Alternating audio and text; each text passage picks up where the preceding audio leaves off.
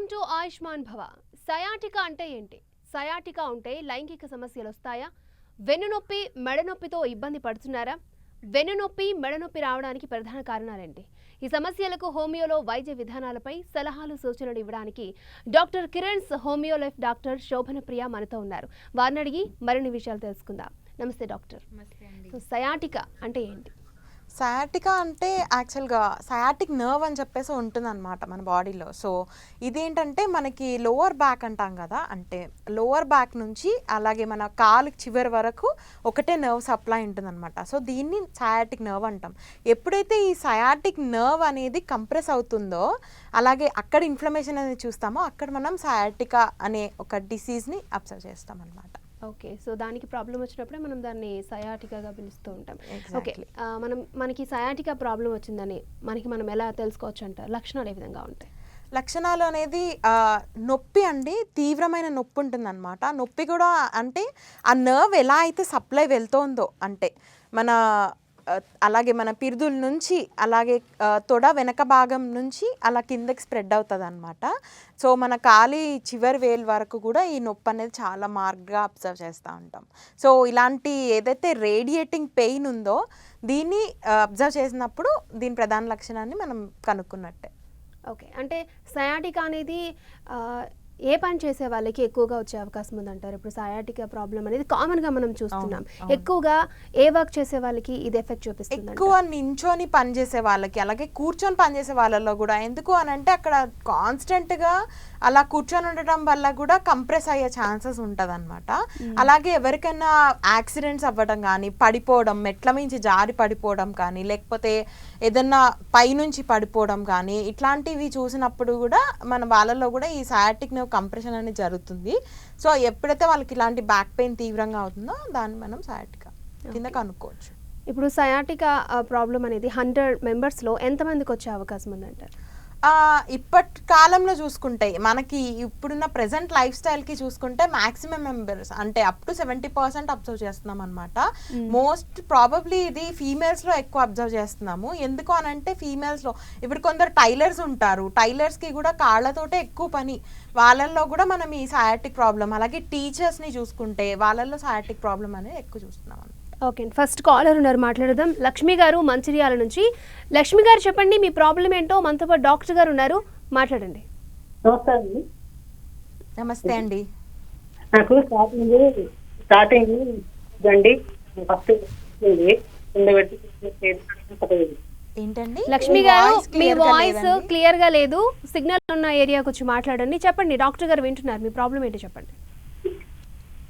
అదే స్టార్టింగ్ అయితే హాస్పిటల్కి వెళ్తా అన్నారు, ఇది బొక్కలు పడి నరం దాంట్లో ఒత్తిడి పడి నొప్పి వస్తుందమ్మా అన్నారు.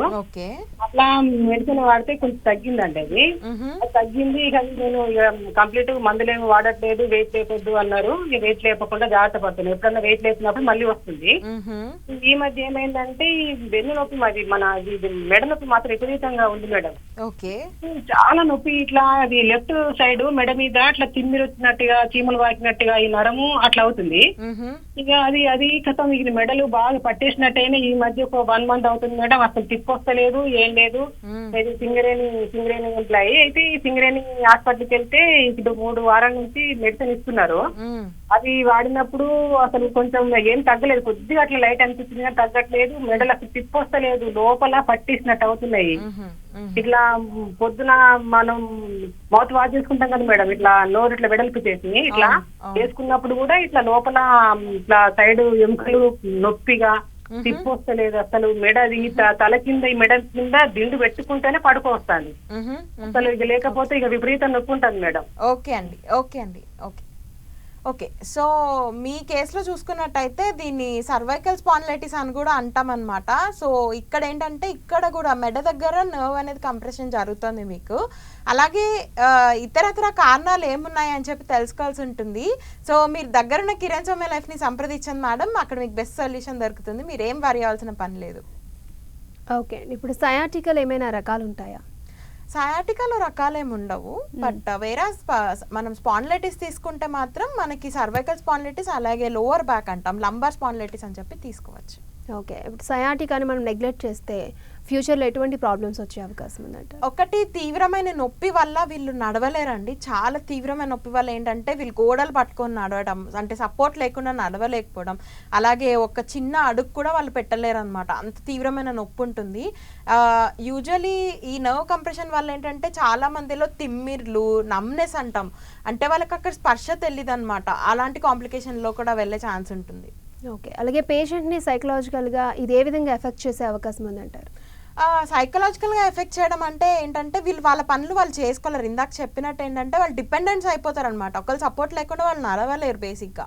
సో ఇంత ప్రాబ్లం అయినప్పుడు ఏంటంటే అరే ఇన్నాళ్ళు హ్యాపీగా తిరుగుతూ వాళ్ళ లైఫ్ని వాళ్ళు లీడ్ చేస్తున్నప్పుడు సడన్గా ఒక డిపెండెన్సీ వచ్చేసినప్పుడు ఏంటంటే ఎవరికైనా కొంచెం సైకలాజికల్గా ఎఫెక్ట్ అవుతుంది. ఏంటంటే నేను ఎందుకు నా పని చేసుకోలేకపోతున్నాను, నేను ఒకరి మీద ఎందుకు ఆధారపడాలి, నేను ఎందుకు ఈ నొప్పిని భరించలేకపోతున్నాను అని వాళ్ళు కొద్దిగానే డిస్టర్బ్ అవుతారు.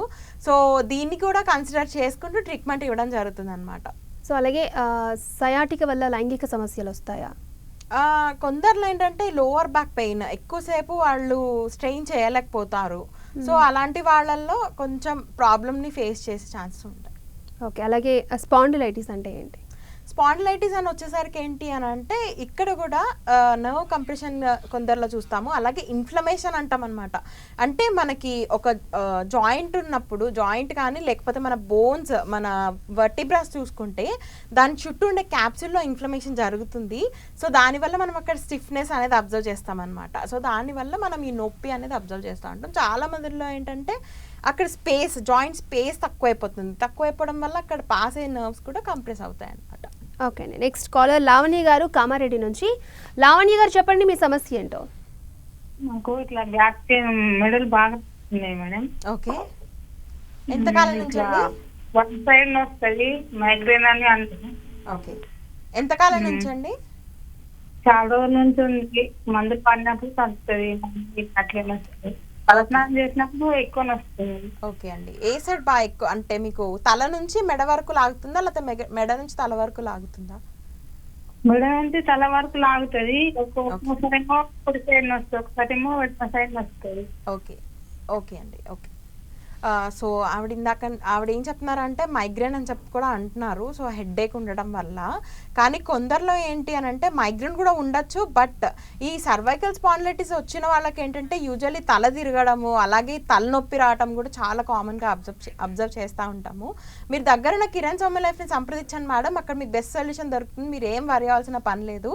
అలాగే ఇంతకుముందు ట్రీట్మెంట్ చేశాను అని చెప్పారు. సో అక్కడ ఏదైనా ప్రాపర్గా ట్రీట్మెంట్ అనేది జరగకపోయి ఉండొచ్చు, లేదంటే మీ ఎండ్ నుంచి ఎలాంటి మిస్టేక్స్ ఉన్నాయని చెప్పి తెలుసుకోవాల్సి ఉంటుంది. కాబట్టి మీరు బ్రాంచ్ని సంప్రదించండి. ఓకే అండి, నెక్స్ట్ కాలర్ ఇందు గారు హైదరాబాద్ నుంచి. ఇందు గారు చెప్పండి మీ సమస్య ఏంటో. హలో అండి, అదే అండి డాక్టర్ గారు. నమస్తే అండి, చెప్పండి మేడం. మా మదర్ కి 50 years ఉంటాయండి. ఓకే, మా మదర్ కి హెవీ బ్యాక్ పెయిన్ అండి. నుంచోలేదు, నడవలేదు. ఎక్కువ పెయిన్ వచ్చి పడుకున్నా నొప్పి లేస్తుంది.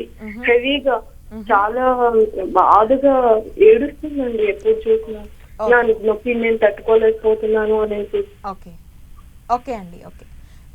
సో ఇది ఏదైనా ఇంతకు ముందర ప్రీవియస్గా ఇంజురీ ఏదైనా జరిగిందా అండి? ఏం లేదండి, రీసెంట్ గానే ఒక 5-6 months నుంచే బాగా ఫీల్ అవుతుంది, పెయిన్ ఉంది. ఓకే అండి, ఓకే, ఐ కెన్ అండర్స్టాండ్. మీరు చాలా సివియర్గా ఉంది అని చెప్తున్నారు. సో మీరు ఇమీడియట్గా మీ దగ్గరున్న బ్రాంచ్ని సంప్రదించండి. అక్కడ డీటెయిల్ కేస్ చెకింగ్ తీసుకొని అసలు దానికి గల రీజన్స్ ఏంటనే తెలుసుకోవాల్సి ఉంటుంది అనమాట. సో మీ దగ్గరున్న బ్రాంచ్ని సంప్రదించండి మేడం. ఓకే, సయాటికాకి మీ దగ్గర ఎటువంటి ట్రీట్మెంట్ ఉంది? ఎటువంటి ట్రీట్మెంట్ అంటే ఫస్ట్ ఆఫ్ ఆల్ కౌన్సిలింగ్ చేస్తామండి. నేను ఇందాక చెప్పినట్టు ఏంటంటే వీళ్ళు సైకలాజికల్గా ఎఫెక్ట్ అవుతారండి, నా పని నేను ఎందుకు చేయలేకపోతున్నాను అని చెప్పి. అలాగే కౌన్సిలింగ్తో పాటు కొన్ని డైటరీ హ్యాబిట్స్ కూడా చెప్తాము. అలాగే హెల్తీ లైఫ్ స్టైల్లోకి వాడు ఎలా వెళ్ళాలో అని చెప్పి కౌన్సిల్ చేస్తాము. అలాగే ఎక్సర్సైజెస్ని కూడా సజెస్ట్ చేస్తాము అలాంగ్ విత్ అవర్ మెడికేషన్స్ అనమాట. ఇవన్నీ కలెక్టివ్గా జరిగినప్పుడు ఏంటంటే మన ట్రీట్మెంట్ కూడా ప్రాపర్గా జరిగి బెస్ట్ రిజల్ట్స్ కనిపిస్తాయి. ఓకే, వన్స్ మనం ట్రీట్మెంట్ తీసుకున్న మీ దగ్గర తీసుకున్న తర్వాత మళ్ళీ ఈ ప్రాబ్లం రిపీట్ అవుతుందా? అలాంటి కేసెస్ ఏమైనా వచ్చాయా? రికరెంట్ అయ్యే ఛాన్సెస్ అయితే లేదండి, ఎందుకంటే మేము హోమియోపతి అనేది పర్మనెంట్ సొల్యూషన్ అని చెప్తున్నాము. ఎందుకంటే టెంపరీగా వాడి తగ్గి వాళ్ళు అలిసిపోయి ఉంటారు ఆల్రెడీ. సో వాళ్ళు పర్మనెంట్ సొల్యూషన్ కోసమే మా దగ్గరకు వస్తారు. కాబట్టి మేము పర్మనెంట్ సొల్యూషన్ ఇస్తాం, మా దగ్గర రికరెన్స్ అయ్యే ఛాన్సెస్ లేవు. ఓకే, స్పాండిలైటిస్లో టైప్స్ చెప్పండి.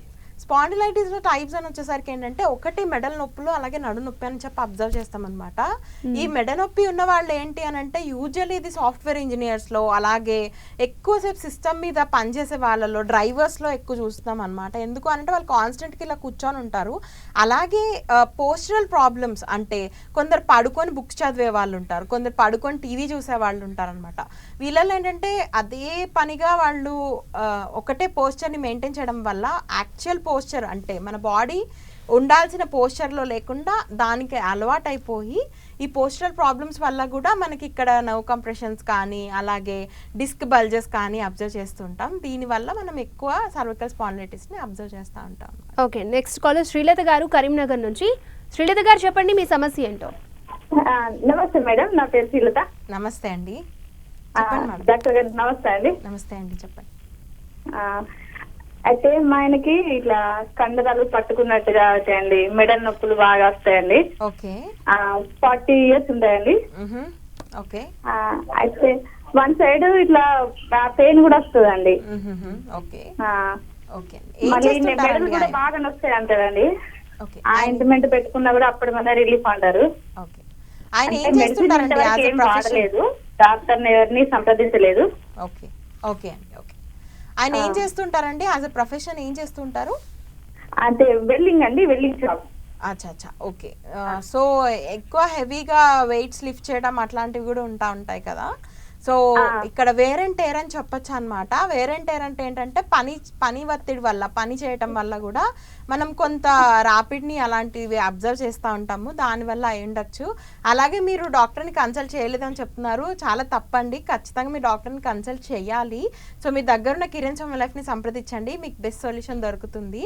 ఎందుకంటే అక్కడ ఏదైతే మీకు ఇందాక నుంచి మీరు చెప్తున్నారు బాధపడుతున్నారు ఒకటే పక్కన అని, దాన్ని ఎగ్జామిన్ చేయాల్సి కూడా ఉంటుంది అనమాట. కాబట్టి మీరు డాక్టర్ని ఇమీడియట్గా సంప్రదించండి. ఓకే, దేనివల్ల ఈ స్పాండిలైటిస్ అనేది వస్తుందంటారు? కాన్స్టెంట్గా పోస్చర్ అని చెప్పి ఇందాక చెప్పాను. అలాగే ఏంటంటే కొందరిలో పోస్చరల్ ప్రాబ్లం కాకుండా కూడా అక్కడ ఒత్తిడి అనేది జరుగుతూ ఉంటుంది అనమాట.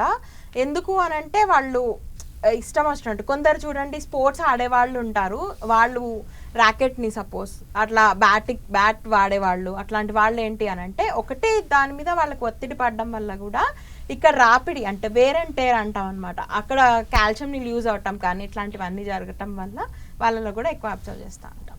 ఓకే, సో స్పాండిలైటిస్ ట్రీట్మెంట్కి 100కి 100% మీ దగ్గర మంచి బెస్ట్ ట్రీట్మెంట్ దొరుకుతుందంటే? దొరుకుతుంది, ఖచ్చితంగా దొరుకుతుంది. కానీ మా ఎండ్ నుంచి ఎంత ఉంటుందో పేషెంట్ ఎండ్ నుంచి కూడా అంతే ఉండాలి. వాళ్ళు రెగ్యులర్గా ఫాలోఅప్స్ చేయాలి. అలాగే మేము చెప్పిన ట్రీట్మెంట్ ప్లాన్ని వాళ్ళు ప్రాపర్గా వాళ్ళు ఫాలో అవ్వాలన్నమాట. ఒక 3 నెలలు వాడేసామండి తగ్గలేదు అని చెప్పి మానేయకూడదు ఎప్పుడు హోమియోపతి. మేము ఒక ట్రీట్మెంట్ ప్లాన్ చెప్పాము అని అంటే దాన్ని పూర్తిగా కంప్లీట్ చేసినప్పుడు మేము ఎట్ ద ఎండ్ ఒక మెడిసిన్ ఇస్తాము. అది ఇచ్చినప్పుడు ఏంటి అని అంటే కేస్ క్లోజర్ అనమాట. తర్వాత వాళ్ళకి రికరెన్స్ అయ్యే ఛాన్స్ ఉండకుండా ఇస్తామన్నమాట.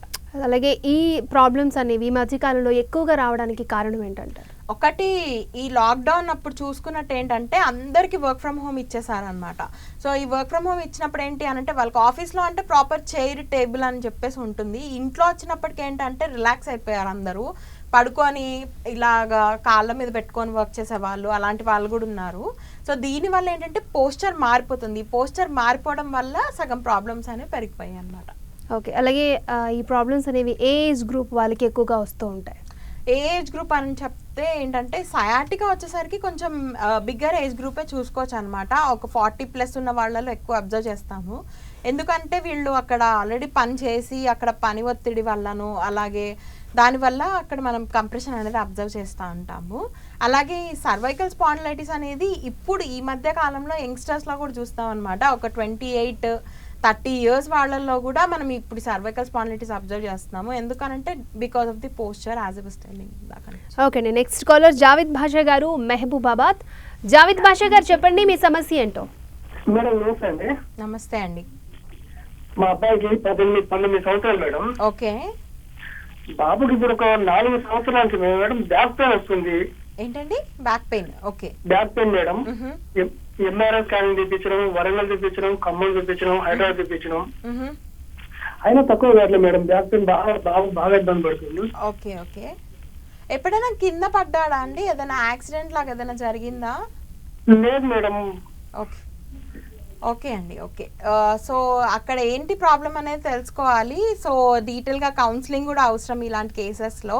సో మీ దగ్గర ఉన్న కిరణ్ సౌమ్య లైఫ్ని సంప్రదించండి సార్, అక్కడ మీకు ఖచ్చితంగా సొల్యూషన్ దొరుకుతుంది. ఓకే అండి. నెక్స్ట్ కాలర్ రాజేష్ గారు హైదరాబాద్ నుంచి. రాజేష్ గారు చెప్పండి మీ సమస్య ఏంటో. హాయ్ అండి, నేను హైదరాబాద్ నుంచి ఫోన్ చేస్తున్నాను. ఓకే. నాకు యాక్చువల్ గా లాస్ట్ 3 months నుంచి నాకు లెగ్ పెయిన్ చాలా ఉందండి. అది తిమ్మిరితో వస్తుంది అన్నట్టు. ఓకే. ఇలా నడుము దగ్గర నుంచి ఒక 10 steps ఇవ్వడంతో మళ్ళీ తిమ్మిరిలా వస్తుంది. సో నేను ఎంఆర్ఐ స్కాన్ చేపిస్తే అందులో L4, L5 అండ్ S1 లో నర్వ్ కంప్రెస్ అవుతుంది అన్నట్టుగా చెప్పారు అన్నట్టు. ఓకే. ఓకే. సో అంటే దీనికి దేని వల్ల వస్తుంది అన్నట్టు, ఇది దీని సర్జరీ అన్నారు. బట్ నా ఏజ్ 34 to 36 కాబట్టి సో ఎంగేజ్ లో సర్జరీ ఏమో అవసరం లేదు. సో మీరు కొంచెం బెటర్ తీసుకోండి అని అంటున్నారు. యా. ఓకే అండి. ఓకే. సో సర్జరీ అయితే ఖచ్చితంగా అవసరం లేదు, ఎందుకంటే ఎంగేజ్ గ్రూప్ కాబట్టి. ఇలాంటి కేసెస్లో చిన్న ఫిజికల్ ఎక్సర్సైజ్ అని చెప్తా ఉన్నట్టు, ఫిజికల్ ఎక్సర్సైజ్ చేసుకుంటూ అలాగే అక్కడ మీకు కంప్రెషన్ జరుగుతుంది అని అన్నారు అంటే అక్కడ కొద్దిగా ఇన్ఫ్లమేషనో లేకపోతే అక్కడ ఏదైనా జరుగుండొచ్చు. సో దానికి మీరు ట్రీట్మెంట్ తీసుకోవాల్సిన పని ఖచ్చితంగా ఉంది. కాబట్టి మీరు దగ్గర కిరణ్ సౌమ్య లైఫ్ని సంప్రదించండి సార్, మీకు ఖచ్చితంగా మంచి సొల్యూషన్ దొరుకుతుంది. ఓకే. ఇప్పుడు నార్మల్గా చాలామందికి నిద్రలో నుంచి లేచినప్పుడు కానీ మెడ నొప్పి ఆ నడుము నొప్పి అనేది వస్తూ ఉంటుంది. సో మనం ఆ నొప్పులకి వీటికి ఉన్న తేడాన్ని మనం ఎలాగా గమనించవచ్చు అంటారు? ఇది డే టు డే ఉంటుందండి, ఎందుకంటే ప్రతిరోజు వాళ్ళకి లేవడానికి భయమే ఇస్తుంది. ఎందుకంటే ఇప్పుడు నేను లేచానంటే ఇప్పుడు నేను అడుగేయలేను అనే ఒక యాంగ్జైటీ వాళ్ళలో ఏర్పడిపోతుంది అనమాట. సో ఇది రోజు చూస్తాం. అలాగే ఏదైతే పట్టేసింది, నిద్రలో పట్టేసింది మజిల్ స్పాజం అనేది ఏంటంటే అప్పుడప్పుడు అలా జరుగుతుంది. కానీ దీన్ని కూడా పదే పదే ఎందుకు వస్తుంది అని కూడా గమనించుకోవాలి ఈ మజిల్ స్పాజం. ఎందుకంటే కొందరిలో కాల్షియం డెఫిషియన్సీ ఉండటం వల్ల కూడా ఇట్లాంటి స్పాజమ్స్ అనేవి జరుగుతూ ఉంటాయి అన్నమాట. ఓకే. నెక్స్ట్ కాలర్ శంకర్ గారు హైదరాబాద్ నుంచి. శంకర్ గారు చెప్పండి మీ సమస్య ఏంటో. మేడం గారు, మా మిస్సెస్ కుడివైపు నా మెడ కాడికి వెళ్ళి ఇదంతా రొప్పంతా గుంజుతున్నాను. ఓకే అండి. ఓకే. ఎంతకాలం నుంచి అండి? ఇక్కడ గుడిమంటప్పుడు మెయిన్ సెంటర్ నుంచి మాట్లాడుతున్నాం మేము. రాత్రిపూట ఆమెకి మెడ కాడికి వెళ్ళి కుడివైపు జబ్బ నుంచి ఇదంతా గుంజుతుంది, చిరంతంగా వండని అని తెలుస్తుంది. ఎన్ని ట్రీట్మెంట్ కూడా వాడాము.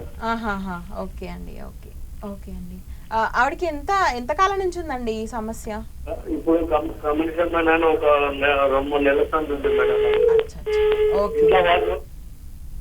ఓకేనండి. సో ప్రీవియస్గా ఏదో ట్రీట్మెంట్ వాడాను అని చెప్పి అంటున్నారు. కొన్నిసార్లు అవి బ్యాడ్ ఎఫెక్ట్స్ కూడా ఇచ్చే ఉంటాయి. సో మీరు మా దగ్గర ట్రీట్మెంట్కి వచ్చినప్పుడు ఏంటంటే ఫస్ట్ ఆఫ్ ఆల్ ఆ బ్యాడ్ ఎఫెక్ట్స్ని కూడా తీసేయడం జరుగుతుంది. అలాగే తీవ్రమైన నొప్పికి ఇమీడియట్ సొల్యూషన్ కూడా ఇవ్వడం జరుగుతుంది. మీరేం పర్యాల్సిన పని లేదు సార్, మీ దగ్గర ఉన్న కిరణ్ సౌమ్య లైఫ్ని ఇమీడియట్గా సంప్రదించండి. ఓకే. నీ సయాటిక్ కానీ స్పాండిలైటిస్కి కానీ సర్జరీ అవసరం అంటారా? అవసరం లేదని చెప్పచ్చు, ఎందుకంటే దీని యంగ్ ఏజ్ గ్రూప్లో అంటే ఒక 65 ప్లస్ ఉన్న వాళ్ళల్లో సర్జరీ అసలు అడ్వైజబుల్ కాదు. అలాగే ఈ 60 లోపల ఉన్న వాళ్ళు ఏంటంటే కొద్దిగా ఓపిక్గానే ఉంటారు, కొంచెం ఎక్సర్సైజెస్ అవి చేసి మందులు సరిగ్గా వాడితే సర్జరీని ప్రివెంట్ చేసేయచ్చు అనమాట. సో సర్జరీ ప్రతి కేసులో అవసరం అని చెప్పేసి నేను చెప్పట్లేదు. సో సర్జరీ లేకుండా కూడా దీన్ని సాల్వ్ చేసుకోవచ్చు. సో మీరు ఎప్పుడైనా సర్జరీకి సజెస్ట్ చేసిన కేసెస్ ఏమైనా ఉన్నాయా? అలాంటివి అయితే ఇప్పటి వరకు ఏం లేవండి. ఎందుకు అనంటే అవి మేము హ్యాండిల్ చేసేటట్టే వచ్చాయి కాబట్టి మేము హ్యాండిల్ చేసేసాం. ఓకే. చాలా మందికి సడన్గా బ్యాక్ పెయిన్ వస్తూ ఉంటుంది, సడన్గా పట్టేస్తుంది, అంటే కూర్చోలేరు, ఒంగోలేరు, ఏమీ చేయలేరు. అది దానికి గల కారణం ఏంటంటారు? అదే అండి ఇందాక చెప్పినట్టు ఏంటంటే మజిల్ స్పాజం అని చెప్తున్నాను. మజిల్ స్పాజం అంటే ఏంటి అని అంటే కండరం పట్టేయటం అనమాట. అది కండరం కారణంగా జరిగిందా లేకపోతే బోన్ ఏదైనా ఎఫెక్ట్ అయిందా అనేది మనం కనుక్కోవాల్సి ఉంటుంది. సో డిఫరెన్షియల్ డయాగ్నోసిస్ అంటాం అనమాట దీన్ని. అంటే ఇది మజిల్ స్పాజమా లేకపోతే నడుము నొప్పికి ఇతరత్ర కారణాలు ఏమున్నాయి, ఆ నరం ఏమైనా నొక్కుపోతుందా లేకపోతే ఎందుకన్నా పడ్డారా, ఇట్లాంటి హిస్టరీ మనకు చాలా ఇంపార్టెంట్ అనమాట. ఇట్లాంటి హిస్టరీ తీసుకొని ట్రీట్ చేసేటప్పుడు ఏంటంటే డిఫరెన్షియేట్ చేసి దానికి గల ట్రీట్మెంట్ ఇస్తుంటాం. ఓకే అండి. నెక్స్ట్ కాలర్ హేమ గారు మంచిర్యాల నుంచి. హేమ గారు చెప్పండి మీ సమస్య ఏంటో. మేడం, మెడ నొప్పి స్పాండిలైటిస్ వచ్చిందండి. ఏంటండి? స్పాండిలైటిస్ 5 years బ్యాక్ వచ్చింది. ఓకే. అప్పుడు హోమియోపతి మెడిసిన్ వాడాను. ఓకే. తగ్గింది, మళ్ళీ ఇప్పుడు రిపీట్ అవుతుంది పెయిన్. ఓకే. ఓకే అండి. హ్యాండ్ లాగడం, మెడ నొప్పి. రీసెంట్గా ఏదైనా ఇంజురీ జరిగిందా అండి, లేకపోతే ఏదైనా ఇంతకు ముందర ఇంజురీ ఏదైనా జరగడం కానీ? లేదండి, ఇక మధ్యలో వర్క్ ప్రెషర్ కొంచెం నొప్పి ఇట్లా. Okay, work pressure. Okay okay అండి, ఓకే. మీరు ఇంతకు ముందు వాడానని చెప్తున్నారు హోమియోపతి. సో మీరు వాడినప్పుడు ఏంటి అని అంటే ట్రీట్మెంట్ ఎండ్ నుంచి ప్రాబ్లం ఉందా, మీ ఎండ్ నుంచి జరిగిందా అనేది మనం తెలుసుకోవాల్సి ఉంటుంది. అలాగే ట్రీట్మెంట్ కొద్దిగా లాంగ్ టైం వాడమని మేము సజెస్ట్ చేస్తాం. ఎందుకు అని అంటే మేము కొద్దిగా అబ్జర్వేషన్లో పెట్టుకొని ఎట్ ద ఎండ్ క్లోజ్ చేసేటప్పుడు కేస్ని కూడా ఒక రెమెడీ ఇస్తాము. అది ఇచ్చినప్పుడు ఏంటంటే మనకి రికరెన్స్ అయ్యే ఛాన్స్ ఉండదన్నమాట.